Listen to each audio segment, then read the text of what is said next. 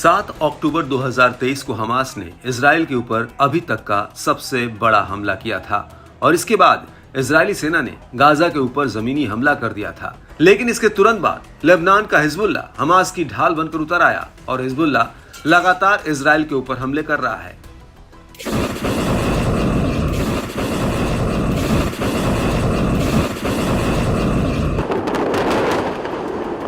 ताकि इजरायली सेना का ध्यान गाजा से हट जाए, लेकिन आईडीएफ एक साथ इन दोनों ही मोर्चों पर जंग लड़ रही थी।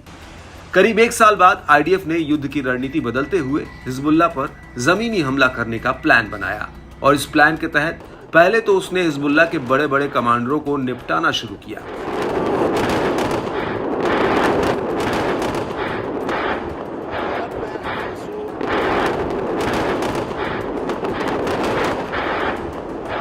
और धीरे धीरे करके आईडीएफ हिजबुल्ला प्रमुख हसन नसरल्ला तक पहुंच गई।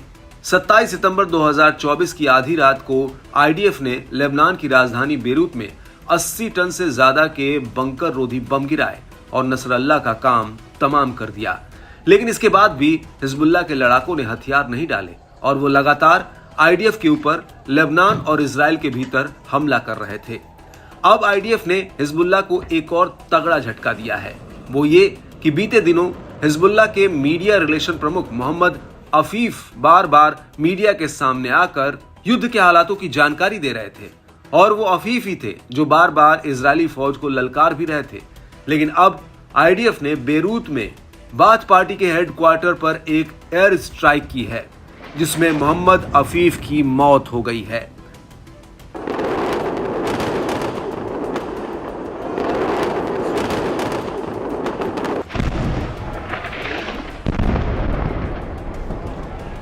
आईडीएफ ने यह हमला बेरूत के रस अलनाबा इलाके में किया है। अरब सोशलिस्ट बाथ पार्टी के जनरल सेक्रेटरी अली हिजाजी ने उनकी मौत की पुष्टि की है, लेकिन इजरायली सेना पर आरोप लगाते हुए हिजाजी का कहना है कि अफीफ मीडिया से जुड़े थे, वो सेना का हिस्सा नहीं थे, वो हिजबुल्ला में किसी भी मिलिट्री यूनिट को नहीं संभाल रहे थे, वो हिजबुल्ला के सिर्फ मीडिया प्रमुख थे।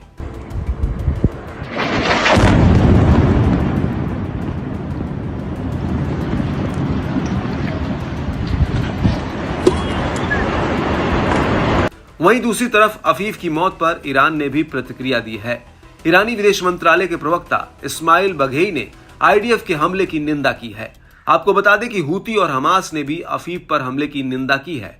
हालांकि ये पहली बार नहीं है जब इजराइल ने हिजबुल्ला से जुड़े किसी कमांडर या अधिकारी को निपटा दिया हो, बल्कि 27 सितंबर 2024 को हिजबुल्ला प्रमुख हसन नसरल्ला की हत्या से पहले आईडीएफ ने 30 जुलाई 2024 को बेरूत एयर स्ट्राइक में हिजबुल्ला के टॉप कमांडर फऊद शुक्र को ढेर कर दिया।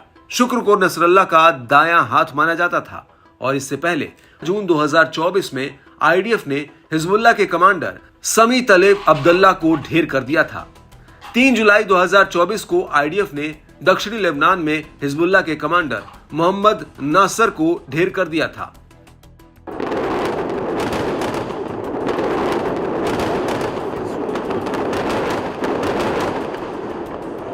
और इस सब को देखते हुए अब आईडीएफ का अगला निशाना हिजबुल्ला के नए चीफ शेख नईम कासिम है, जो पहले हिजबुल्ला के डिप्टी चीफ थे।